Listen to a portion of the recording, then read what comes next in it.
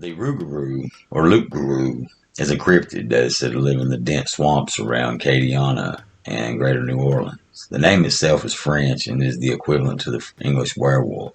It's described as a 7 to 8 foot tall human with a wolf or dog head and has eyes that glow red in the night. However, it seems to have undergone considerable changes since it was first whispered about in the 18th century. From a ghoul to a skinwalker and finally into the form we know today. Before we begin, remember to hit the like button, subscribe button, and comment on these videos, guys. It seems that in its first incarnation, the Rougarou was influenced by the practices of a Native American group inhabiting the Gulf of Mexico. Members of the Native American Choctaw told Louisiana settlers of another group of people that they called Acadiana, who practiced ritual cannibalism, who resided along lake shores and river valleys between present-day Vermilion Bay, Louisiana, and Galveston, Texas. The name itself came to mean man-eater to the Choctaw. These practices weren't just a rumor. French explorer Francois Samars de Belleau lived with them between 1719 and 1721 and witnessed it. French historian Antoine Simon Lepage Dupraz would go on to write of their practices, saying, "Along the west coast, not far from the sea, inhabit the nation called Attakapas, that is, man-eaters, being so called by the other nations on account of their detestable custom of eating their enemies, or such as they believe to be their enemies. In the vast country there are no other cannibals to be met with besides the Attakapas, and since the French have gone among them, they have raised in them so great a horror of that abominable practice of devouring creatures of their own species, that they have promised to leave it off, and accordingly, for a long time, we have heard of no such barbarity among them." French Romani moved into the Atchafalaya Basin in south-central Louisiana, where the Choctaw had resided until the Removal Act in 1830. They brought with them tales of a fearsome supernatural force inspired by the Strigoi. The Strigoi was more like a vampire. It was a troubled spirit that would rise in spirit from its grave and change into any animal form it stalked the night, seeking to drain blood of the still living. This early incarnation of the Rougarou was illustrated in the April 22, 1893 newspaper, the St. Martinsville Weekly Messenger, which reads, "The people back of Houma have been somewhat stirred up lately by the nightly perambulations of a strange being that cannot be located in the material world. Superstitions say that the being proceeds from the graveyard, is about 8 feet high, and seems to be a white ghost robed in a long black dress and wearing a white veil and carrying a big knife. There are many theories about this object that is alarming to the people of the town.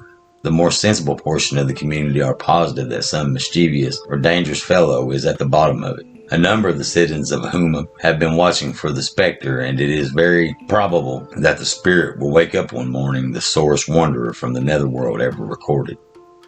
The article titled this specter a loup-garou, which would later be called Rougarou in the Cajun culture of southern Louisiana.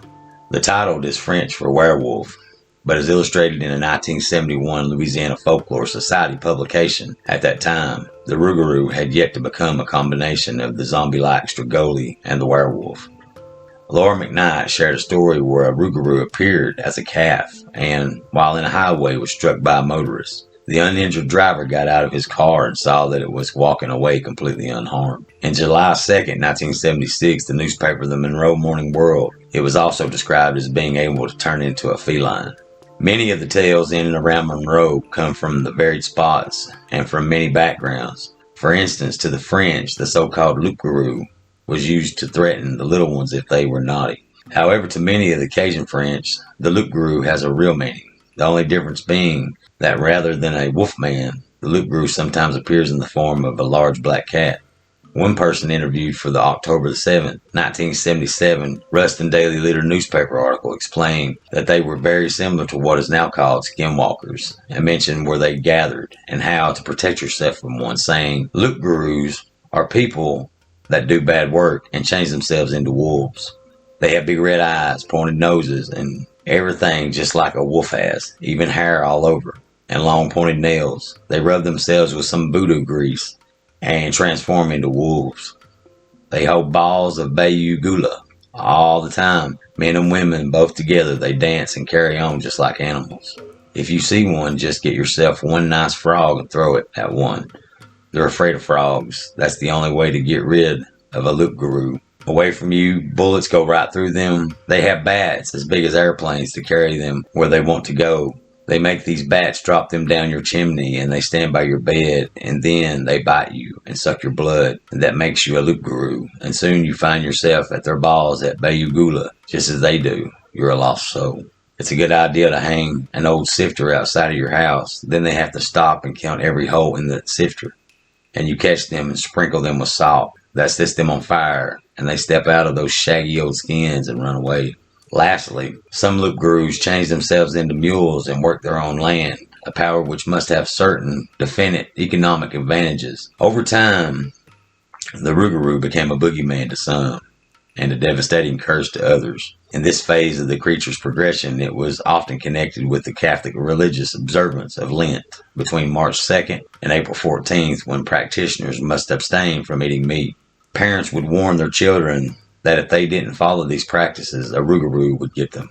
Others believed that consuming meat during Lent could cause a person to become one of the creatures. Others didn't take the threat of the Rougarou so lightly and sought protective measures against the creatures. One custom said that the Rougarou couldn't count past the number 12 because that was the number of apostles. Others believed the drawing of a hexagram on their entry room floor would ward the creatures away.